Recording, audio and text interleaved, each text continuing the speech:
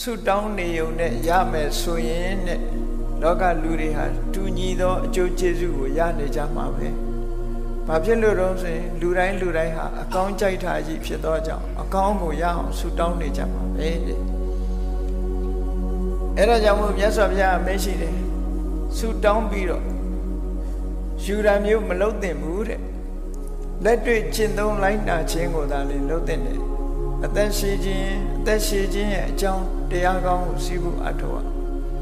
စီစဉ်ဥစ္စာကြွယ်ဝခြင်းစီစဉ်ဥစ္စာကြွယ်ဝခြင်းအကြောင်းတရားကိုလုပ်ရကျမ်းမာခြင်းရဲ့အကြောင်းတရားကိုလုပ်ရဆုတောင်းနေုံနဲ့ဘာတစ်ခုမှဖြစ်လာမှာမဟုတ်ဘူးဆိုတာထိုသုတ်တန်တွေမှာရှင်းကြီးတိပပကြီးဟောကြားထားတာရှိပါသို့တော်လည်းလူတွေဟာအကျင့်ကြီးပါနေသည့်အတွက်ကြောင့်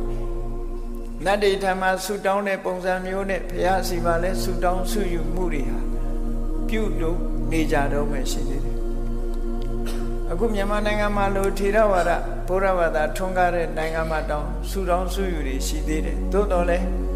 ဘုရားမြတ်စွာရဲ့အဆုံးအမတရားတွေကိုတခြားနိုင်ငံမှာနေတဲ့ပုဂ္ဂိုလ်တွေတဲ့ပို့ပြီးရရှိနာကြားခွင့်ရကြသည့်အတွက်ကြောင့်မမှန်ကန်သိရှိခွင့်ရကြတယ်တခြားနိုင်ငံမှာဘုရားဘာသာလို့ဆိုပေမဲ့ဥပမာမဲ့ဂျပန်နိုင်ငံတို့လိုနေရာသွားကြည့်ဘုရားရဲ့ရုပ်ပွားတော်ကြီးတွေရှိတယ်ဥရှိကုဆိုတာဒုဓမ္မမြင့်တဲ့မယကိုတော်ကြီးကမာကုရ